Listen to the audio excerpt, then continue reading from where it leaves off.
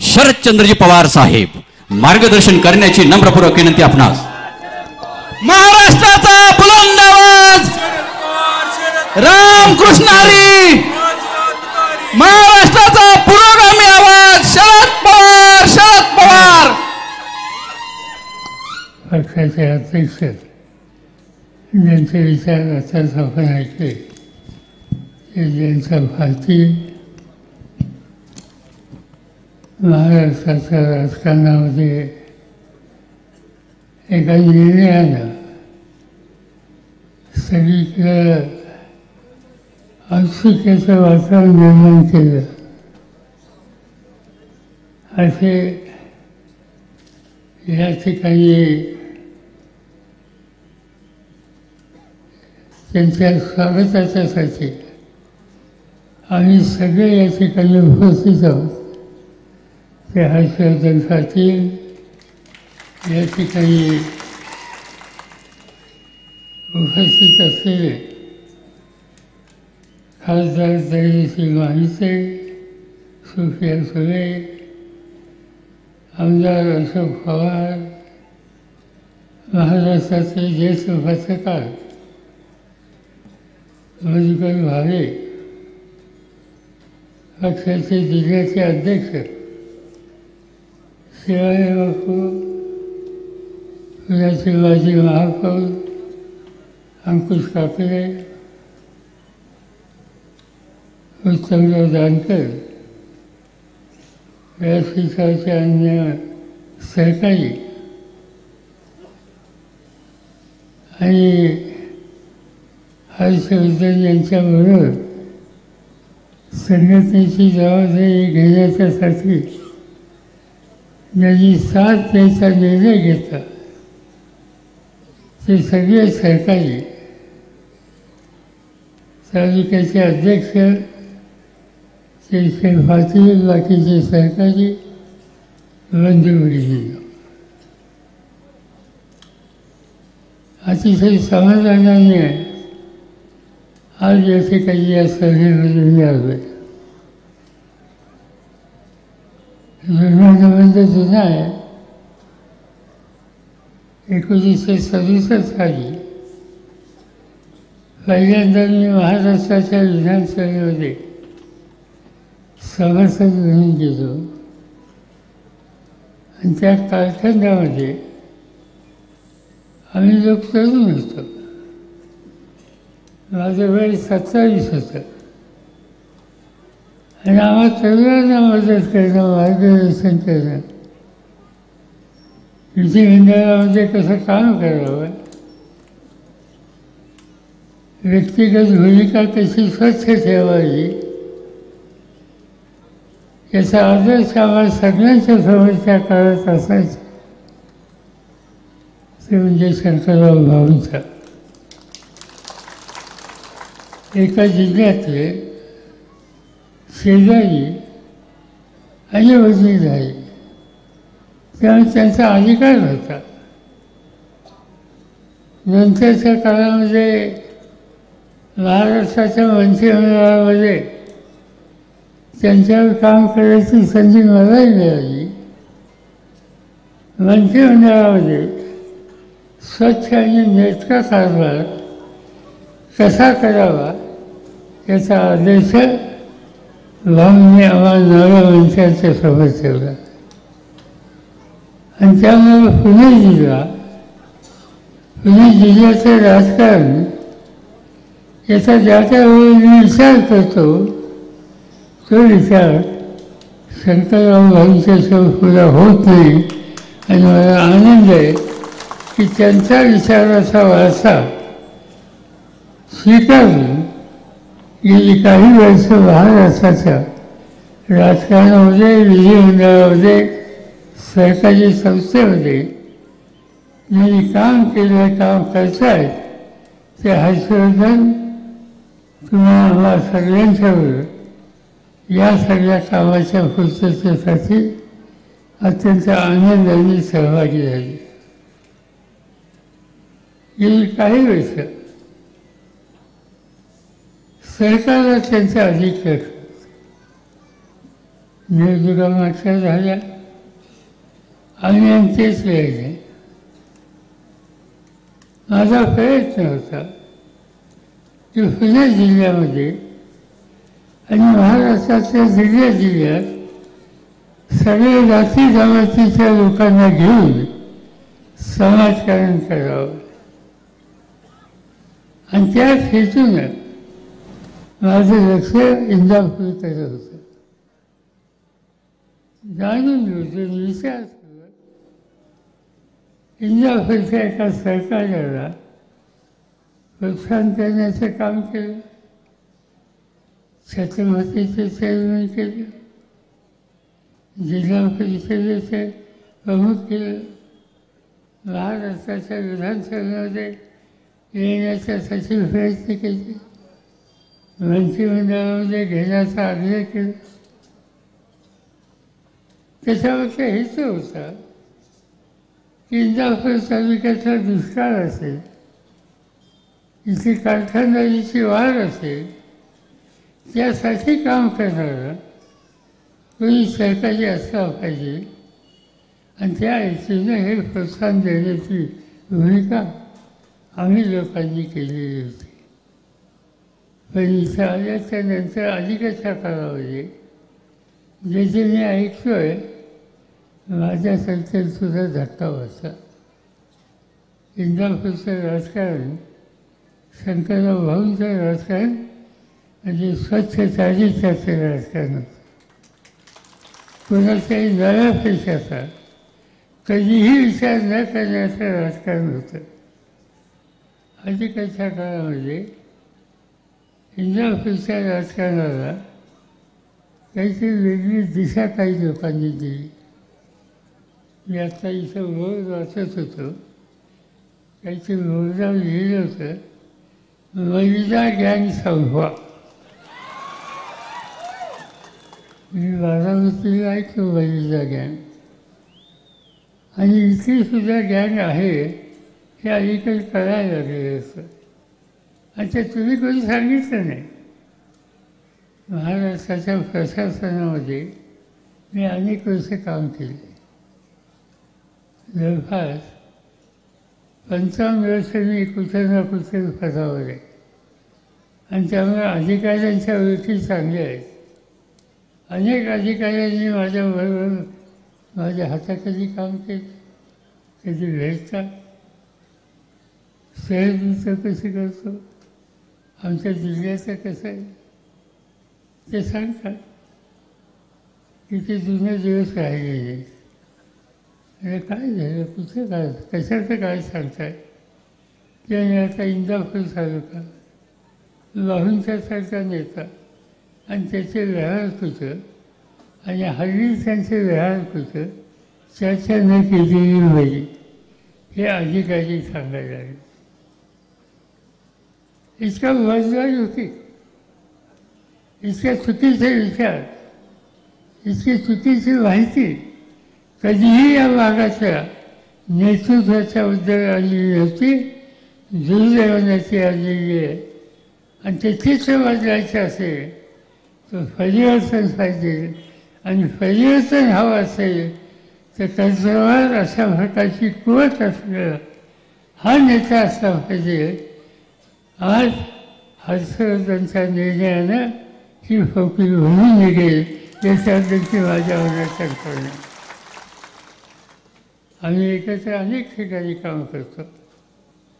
पक्ष वेगळा होता, माझा पक्ष वेगळा होता. पण महाराष्ट्राच्या देशाच्या शेतकऱ्यांच्यासाठी काही संस्थेमध्ये आम्ही एकत्र काम करतो. वसंतदादा साखर धंद्यातली संस्था, मी त्याचा अध्यक्ष आहे आणि मॅनेजिंग ट्रस्टी हर्षवर्धन आहेत. आम्ही भेटत असतो. पक्ष वेगळा होता, पण या सगळ्या कालखंडामध्ये एकदा सुद्धा कधीही धोरणाच्याबद्दल मतभेद नव्हते. एकदा सुद्धा असं कधी घडलं नाही की आमच्या त्यांच्या विचारात कधीही फरक पडला नाही. आणि ज्या ज्या वेळेला नवीन काही करायचं असेल तर ज्या 2-3 सहकार्यांच्या ही जबाबदारी द्यावी अशी चर्चा व्हायची. त्याच्यात पहिलं नाव हर्षवर्धनचं येतं. आज साखर धंदा, ऊसाचा धंदा हा आपल्या सगळ्यांचा महत्त्वाचा धंदा आहे. देशामध्ये 2 नंबरची साखर आणि ऊसाचं पिकाचं क्षेत्र महाराष्ट्रात आहे.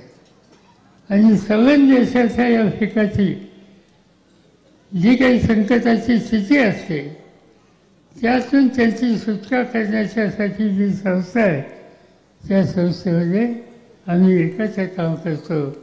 अनेक निर्णय त्यांनी आम्ही एकत्र घेतले. अलीकडच्या काळात आणखीन एक चांगली गोष्ट झाली आणि ती चांगली गोष्ट ही होती कारण सगळ्यांना ऊसाचा धंदा, साखरेचा धंदा, इथेनॉलचं धोरण गेले 25 वर्ष ही सगळी जबाबदारी माझ्यावर होती. केंद्र सरकारमध्ये ही जबाबदारी माझ्याकडे होती आणि आम्ही सगळेजण एकाच धोरणाने करत होतो. मोदी साहेबांचं सरकार वगैरे थोडी स्थिती बदलली. त्यांना आणि त्यांच्या सरकारांना आम्ही इथे निर्णय घेतो त्याची अस्वस्थता होत होती आणि त्यामुळे आम्हाला काळजी वाटायची की ऊस उत्पादकाचं काय होणार, साखरेच्या किमतीचं काय होणार, ऊसाला टनेला किंमत किती मिळणार त्याचं काय होणार, नवीन धोरणं, नवीन प्रकल्प हातामध्ये घ्यायचे त्याचं काय होणार. पण या संकटातून आम्हाला सगळ्यांना महाराष्ट्राला काढायचं काम, दूर करायचं काम हर्षवर्धननी केलं. आणि कसं केलं तर या देशामध्ये 250पेक्षा जास्त साखर कारखाने आहेत आणि या सगळ्या साखर कारखाने सहकारातले त्याच्या देशाचं नेतृत्व हर्षवर्धन केलं आहे आणि त्यामुळं आम्हाला त्याचा आनंद आहे. पक्ष वेगळा होता पण आम्ही नेहमी सांगायचं चिंता करू नका, आपला माणूस तिथे आहे, हर्षवर्धन तिथे आहे. आणि त्यामुळं कधीही या संबंधीची कुठली अडचण आली तर आम्ही एकमेकाशी बोलत असू, त्यातनं मार्ग काढत असू, एक प्रकारचं विधायक दृष्टिकोन करून कष्ट कधी बळीराजाच्या हिताची जपणूक करणं हेच आपलं महत्त्वाचं काम आहे. हा दृष्टिकोन घेऊन जो काम करतो अशा नेत्यांना माझ्यासारख्याला वाटायचं जरा रस्ता चुकला. ते सोडा, ते आपले घर नाही. भाऊने आपल्याला घर दाखवले.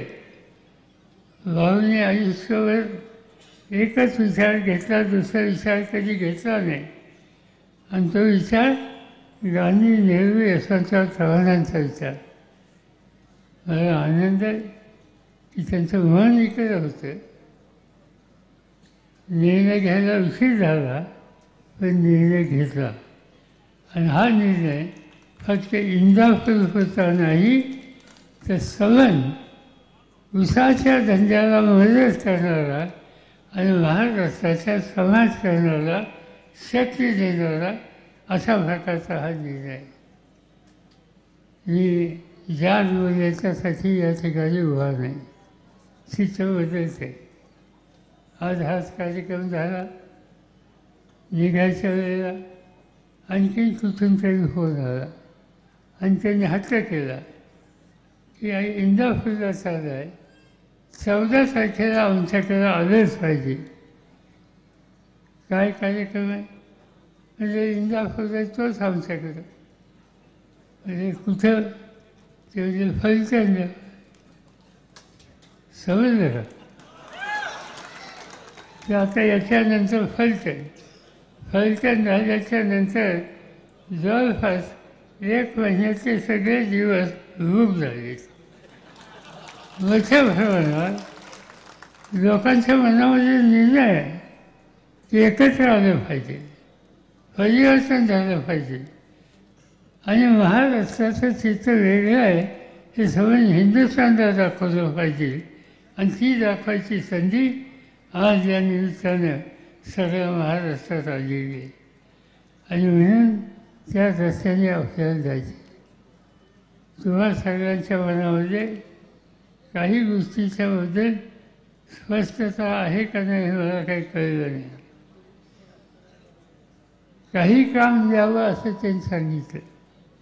हर्षवर्धन बोलता बोलता म्हणजे काही काम आम्हाला द्यावं असं आहे की काही काम करायला हर्षवर्धनची काय गरज आहे. कठीण काम असेल, लोकांच्या हिताचं असेल, लोकांचं जीवन बदलायचं असेल अशी कामं हर्षवर्धनकडे द्यावी. आणि ती द्यायची असेल तर पहिलं काम तुम्हाला करावं लागेल. तुम्ही त्यांना महाराष्ट्राच्या विधानसभेत पाठवा. मी जो रात्रदिवस हिंडतोय मला स्वतःला उभं राहायचं नाही. 14 वेळेला तुम्ही मला निवडून दिलं, त्या 14 ते 7 वेळा इंदापूर तालुक्याने उत्तर दिली. त्यामुळे मला स्वतःसाठी काही मागायचं नाही. मला महाराष्ट्र बदलायचा आहे, महाराष्ट्राचा चेहरा बदलायचा आहे, महाराष्ट्राच्या सर्वसामान्य लोकांचं जीवनमान बदलायचं आहे आणि त्यासाठी राष्ट्रवादी आहे. आणि त्यामुळं हे जर करायचं असेल तर मला ज्यांच्याकडे कर्तृत्व आहे, ज्यांच्याकडे अनुभव आहे, ज्यांच्याकडे प्रशासन आहे अशाही लोकांची आवश्यकता आहे. आणि ती पूर्तता करायची असेल तर विधानसभेत पाठवणं हे तुमचं काम आणि राज्याचं काम करण्याची जबाबदारी सोपवणं माझं काम. रामकृष्ण हरी. जास्त काही अधिक सांगत नाही. जायचं ते राज्याची तयारी करण्याच्यासाठी, विजय संपादन करण्याच्यासाठी आणि महाराष्ट्र जुन्या काळाचं यशवंतराव चव्हाण आणि आदर्श नेत्यांनी जे एक आदर्श राज्य हे आपल्या सगळ्यांना दाखवलं, तो इतिहास पुन्हा एकदा करायचा आहे. आणि तो इतिहास करण्याच्यासाठी हर्षवर्धनची उपयुक्तता 100% आहे याची मला खात्री आहे. तर हे करायला काही लोक मला विचारत होते की कसं होणार, काय होणार. म्हणजे काही काळजी करू नका, जावई कुणाच आहे. कुठल्या पूर्वी आम्ही देत नसतो. आम्ही चांगलं घर बघून मुलींना देत असतो आणि त्यामुळे घर आम्हाला चांगलं मिळालं आहे. संसार नीट तसा चालला तसा महाराष्ट्राचा सुद्धा संसार नीट करण्याची ताकद असलेला असा हा जावई आहे. हा बारामतीकरांनी तेव्हा पाहिला होता.